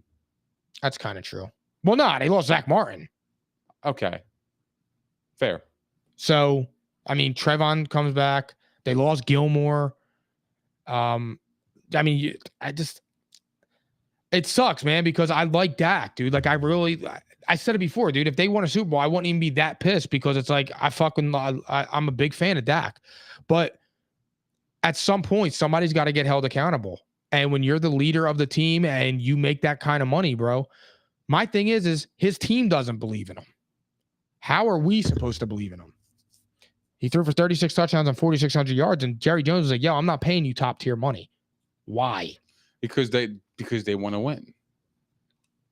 But if Dak Prescott is a top 5 quarterback, why doesn't he see it? But is that his fault? Did we all watch that playoff game? That defense got blown off the fucking field. They did, but he didn't go down and score.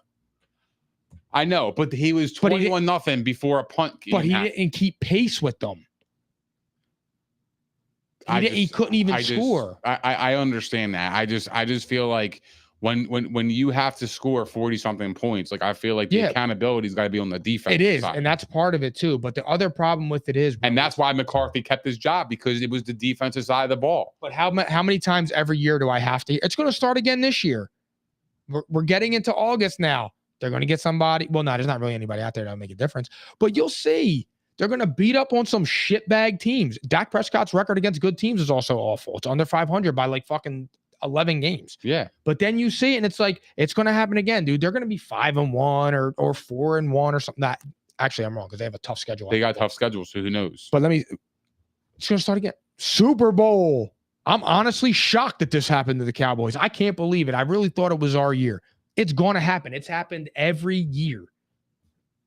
It happens every year with this team, dude. Whether it's the head coach, the owner, that's what it is. I don't disagree with you. I feel like that it's just going back to Jordan Love. I don't think that he will catapult anybody in the top 5.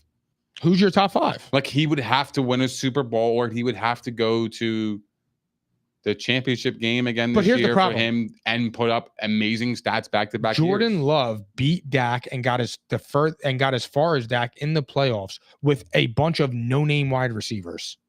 Dak Prescott's had CeeDee Lamb. He's had Des Bryant.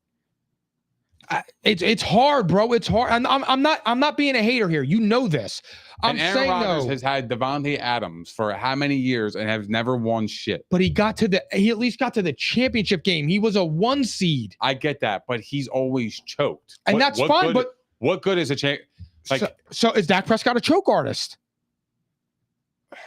That you see now. Thank you for doing that, because see what I'm saying. Well, no. Here's my response to that.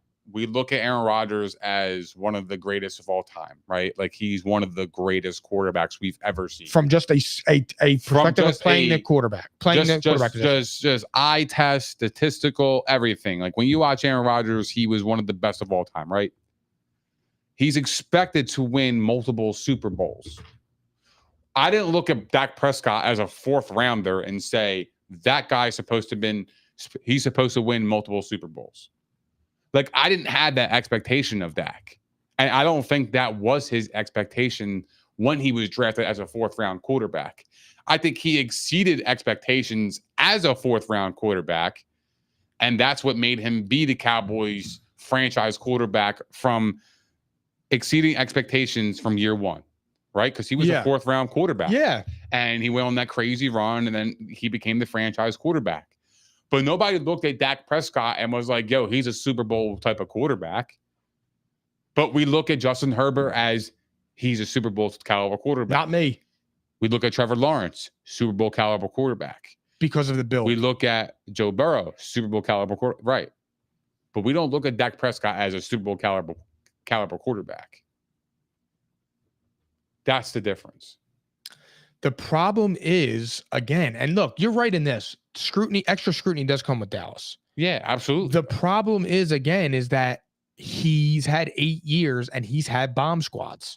I understand, but we don't look at him as like, we look at Aaron Rodgers as transcended, as one of the greats. Of course. He's supposed to win multiple Super Bowls and at least get there. But that's part of the reason I root for Dak, the underdog story, what he's been through in his personal life. Right. I fucking messaged his brother on Twitter. I messaged Tad, and Tad responded. So how much better is Aaron Rodgers' career versus Dak's? One Super Bowl? Worlds. 1 Super Bowl. 4 MVPs. I understand that. I'm talking about playoff success. Outside of any type of 1 season, he was 1 season better than Dak. No, because he's been to 5 NFC championship games. Take the championship games out of the game. Well, what the fuck am I supposed to do? I'm talking about Super Bowls. He's been to 1. Just 1. So if you had to make a bet right now for your life, depending on it. But listen, 1 Super Bowl he's been to, and we look at Aaron Rodgers as one of the greatest. Yes. Right?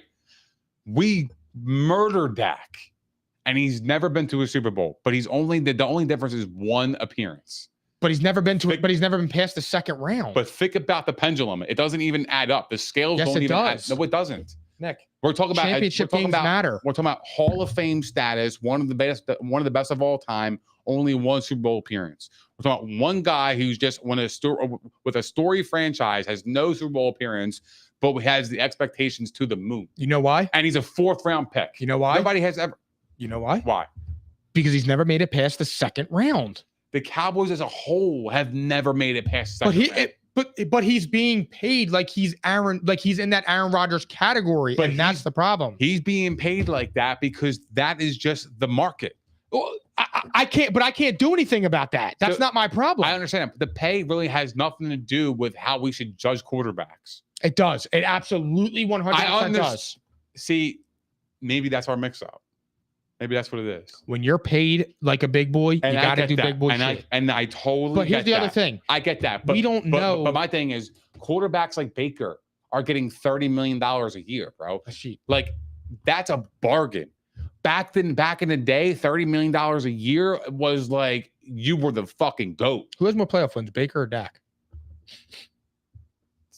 Baker's got like 10 because of one for Cleveland. But that's not I'm not trying to compare the two. No, but what I'm saying is, you see what Baker did? Baker went to Cleveland, turned the whole shit around and won a playoff game and went toe-to-toe with Mahomes and the Chiefs. I'm with you. Dak's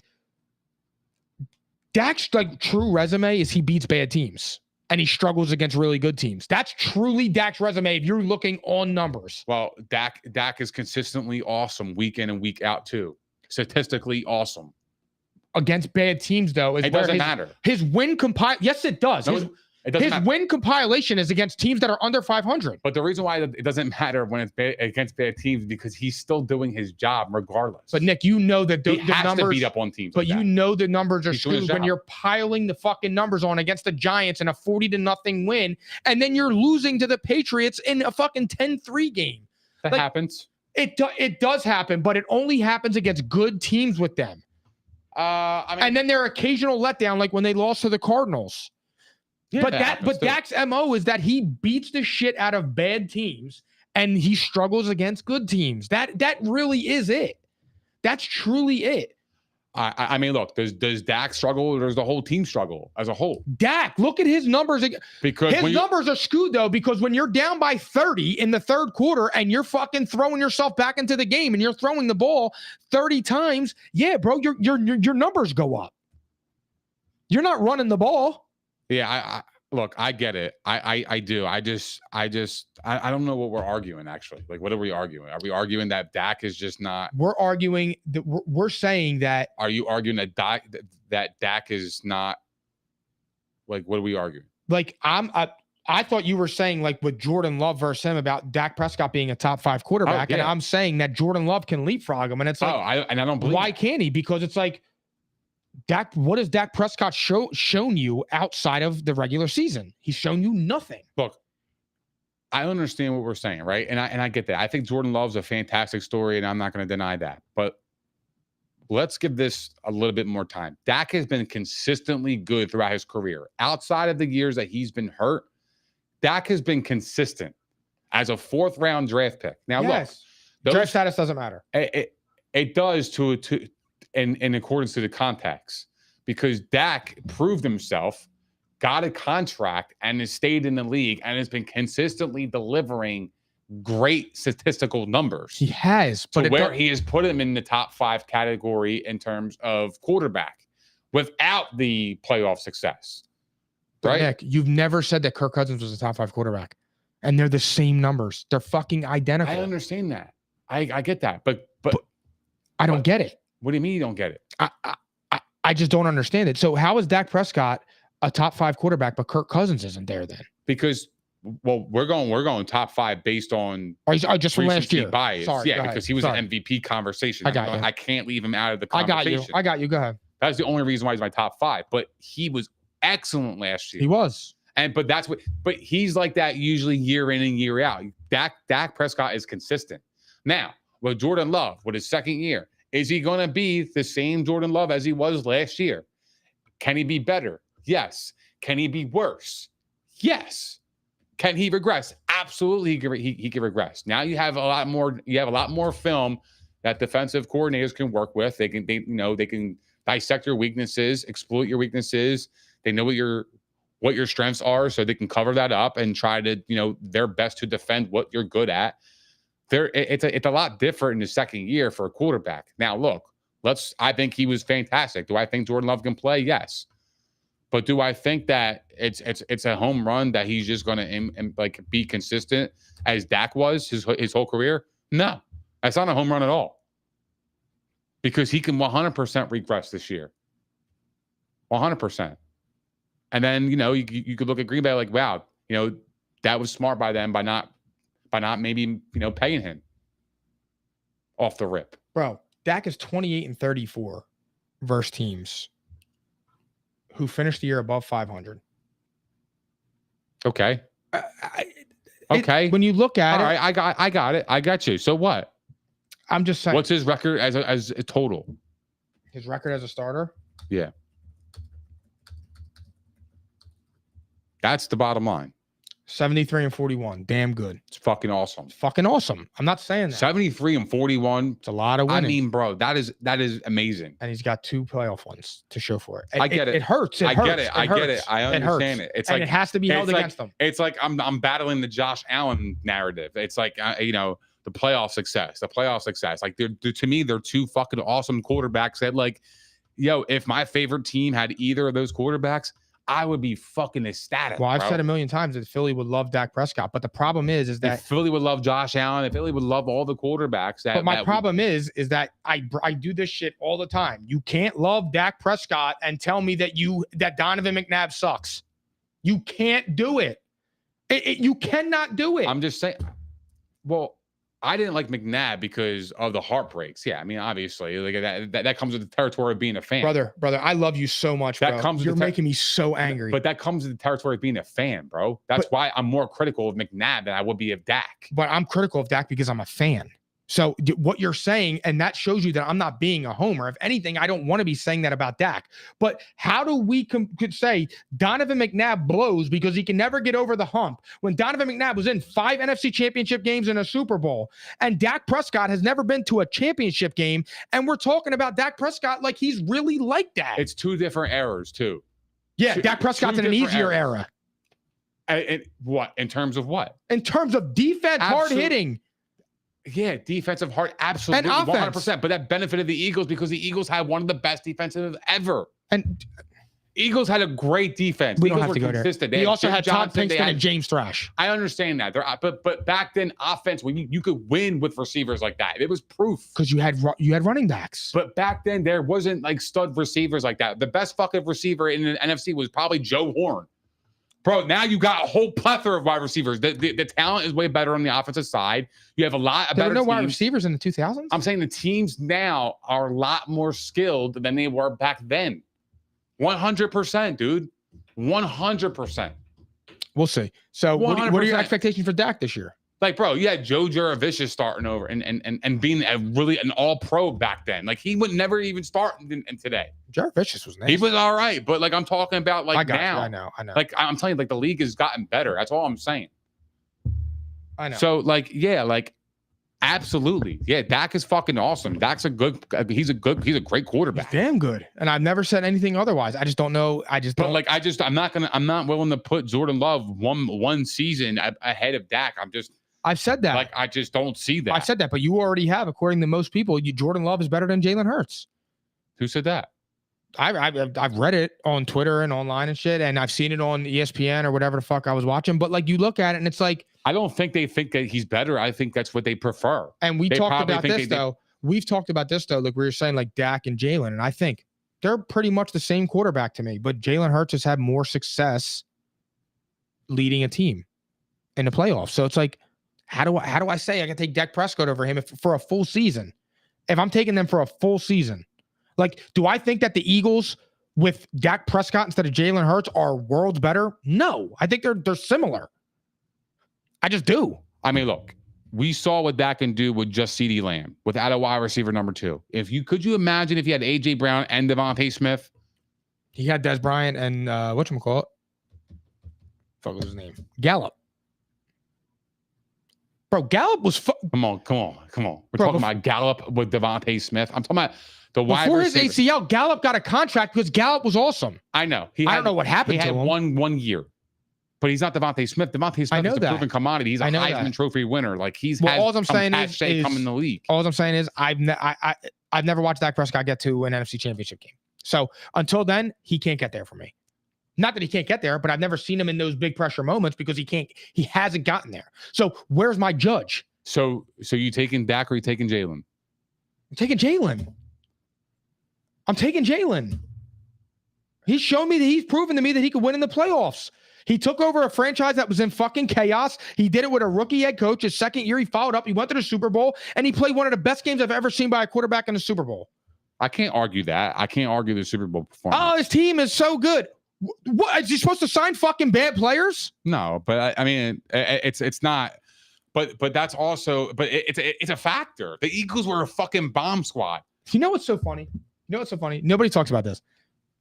Last year or the year before that, when Dallas had a dominant defense, it was never Dak's being carried by that defense. Yeah. It was, Dak is like that, bro. Because we got Dak. It's that Dak shit. He was statistically been awesome. Yeah, he was putting up 4 touchdowns a game. I know because I had him in fantasy, bro. But if it's not translating to January, Mike, what the fuck does it matter? No, I understand that, but the whole thing is like it's not. They didn't lose to Green Bay because of Dak.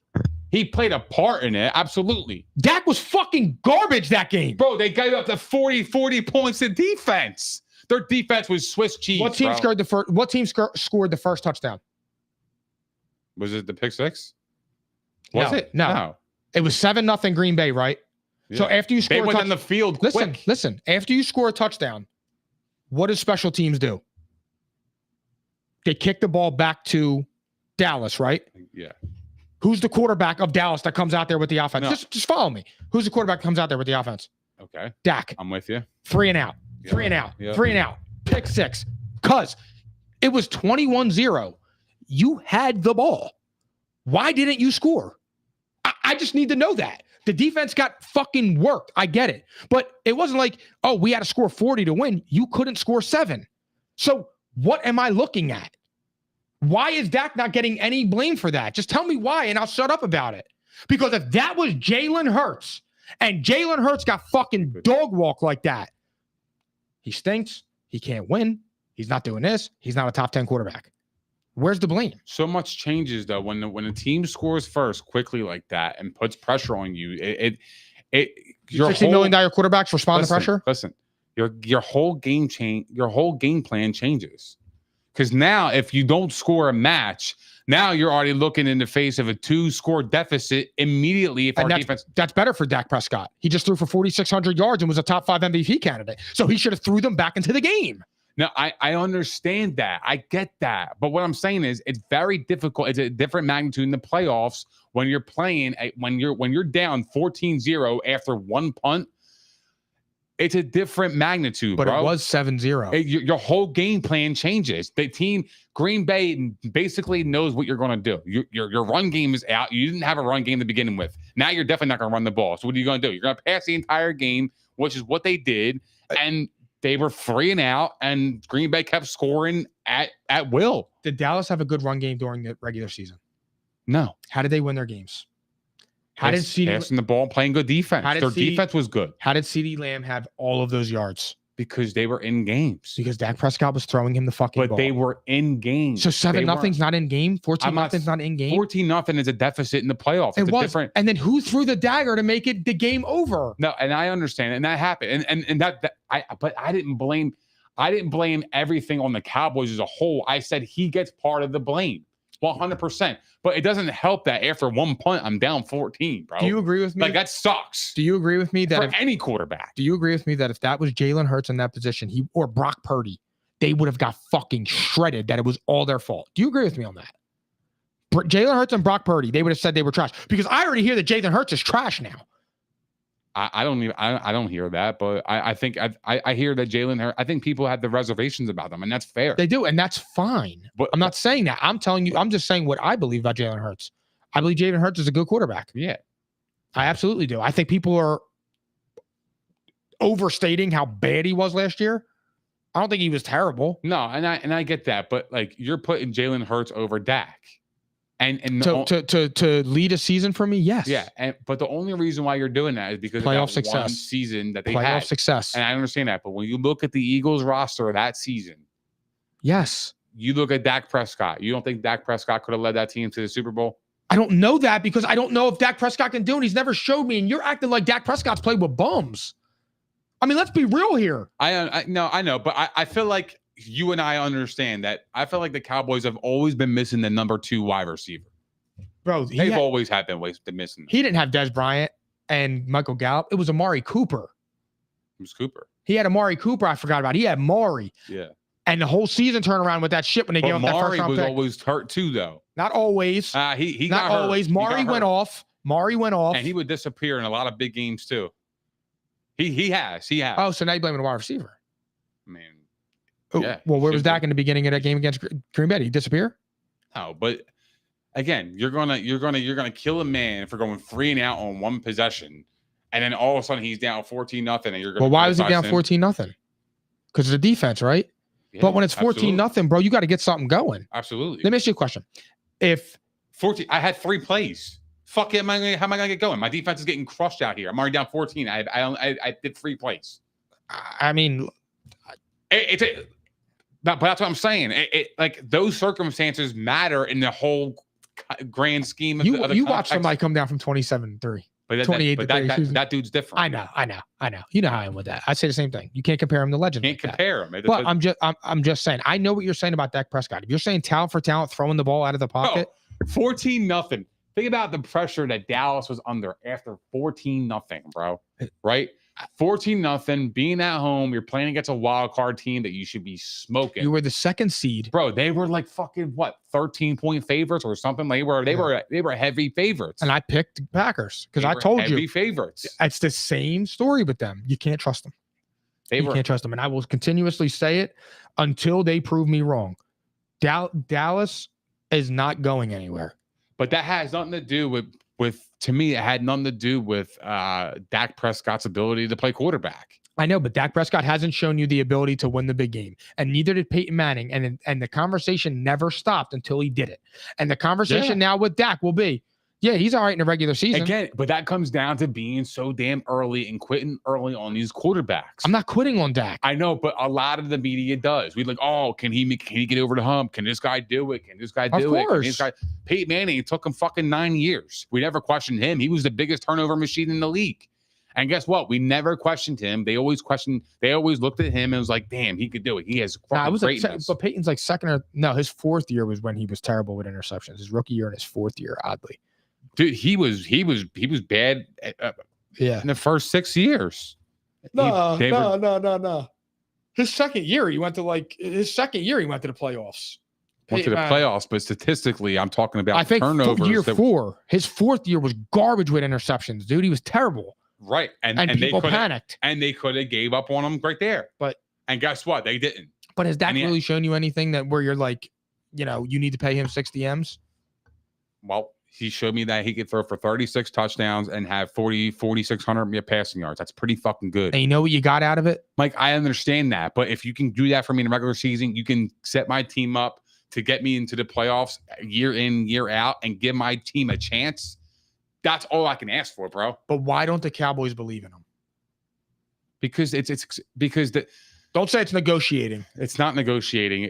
That's not where I was going. That's not where I was going to go. Where I was going to go with is that the market for quarterbacks is so ridiculously high that it's very uncomfortable for any owner to pay that kind of money for a quarterback, especially when they don't have hardware to show for it, right? Like Dak Prescott's going to get $60 million and has never won a Super Bowl. Never been to a championship game. But he's going to get $60 million because that's just the market. Fair enough. I fucking hate that. God bless you. Excuse me. Hold on. Fair or not, he's gonna get 60 million. So you allergic to the truth? But no, I'm just being honest. Like, think about that. Like, he's just gonna get the market, whether the market's fair or not. He's just gonna get the market value. That's just how it goes. So we'll see. So again, and this is gonna be unfair criticism on his part, where he's gonna make $60 million. And you're like, oh, well, Dak, he's a $60 million quarterback and has never made a championship game. And meanwhile, he's coming off a fucking 35 touchdown and 4,300 yard season. He had a great season, consistent season, that Dak Prescott season. Would you rather have Baker at 30 or Dak at 60? I think every GM in the NFL would rather have Baker at 30. That depends. On what? That really depends, man. I mean, it's a fair question. It depends. For real, I'm not even being like a dickhead there. It depends on how your teams it depends on how your team's made up. But you can construct a roster better. I mean, well, yeah, with $30 million. But that's what I'm saying. But sure. Do you think that Baker can take you as far as Dak? No, but I don't think a Baker is ever going to be an MVP candidate like Dak is. Fair. Okay. So you're paying for the MVP caliber type of player. That's what you're ponying up for. Yeah. Like Baker can skate you by. Baker can keep you in the game. He's a mid-level quarterback. Baker's going to keep you in the game. Like Baker is going to get you into those dogfights of 24-21 games. And you got to hope that he makes the right throw. You got to hope that at the end of the game, he's going to make that play. It doesn't make a bonehead play. Yep. But he could do it. He can. He's proven. Yeah. Like, but that's the difference between the $60 and the $30 million quarterback. Like Dak, to me, is he worth $60 million? Yes, because the market dictates that. Because I know what I'm getting. I can get an MVP caliber quarterback for $60 million. That's just the market. Is Jerry Jones going to pay it? I don't know. But let me say this though. I think Dak is a premier quarterback. I'm saying I am a Dak Prescott fan. I think Dak Prescott can win you football games. I just feel like Dak Prescott now is solely being his regular seasons don't matter anymore because he's already shown you what he can do. Dak Prescott will now solely be judged in the playoffs. And I'm not saying from me, I'm saying from a perspective of the football world and landscape. That's how I feel because you know what he can do. He can be an MVP candidate. He can throw for 5,000 yards. He can throw fucking 40 touchdowns. Right. Can you win when it matters, bro? That's what we need to know with Dak. Well, and right now, he can't. But here's the funny thing is, the same energy for Mr. Marino should apply. Can he win when it matters? No. That's why people take him out. Why the fuck is he a top 5 quarterback of all time? He's not. He's I've always been regarded as one of the best quarterbacks of all time. So why can't Dak Prescott be labeled as one of the best quarterbacks of all time? Well, Marino, with I that guess, same cachet. They also say, it's I'm just saying, if the stats in the end of the careers are merely the same, how can we say no? Yeah. Yep. How? All right, guys, thank you for hanging out with us. That is the end of episode 208. We'll be back next Wednesday for 209. Oh, yeah. We back for football, man. Thank fucking God. It's on. Now I'm ready to go. Thank you guys for hanging out with us. We appreciate all the love, support in the comments. If you guys haven't done so already, please don't forget to like, subscribe, and hit the notification bell on YouTube. We're also available on Spotify, Apple Podcasts, Google Podcasts, iHeart, Stitcher, and all that other shit. He's late, man. He's a little rusty. Sorry, man. 3 week My delay, bad.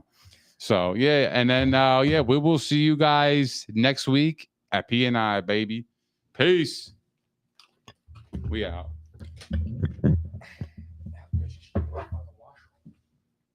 I'm caps lock different. It's facts, not fiction. Said I black out for real, then the track gone missing. If it's cap, I'm dipping. We ain't talking about a move, then it's flatline finished. When I spaz, I'm grinning. Put a peel off in the Sadies and I pass by spinning. It's perks with this life, but I don't have my skinnage. Took a quick trip and now I'm back home winning. And I see they eyes pop like I snack on spinach. Pull up to the spot, she tryna grab my digits. I'm already 8 shots, a Henny past my limit. Here you go. Hazards with a dash full of tickets. I'ma act like I don't see them. I got bad eye vision. Y'all can't pass my scrimmage. Why y'all tripping?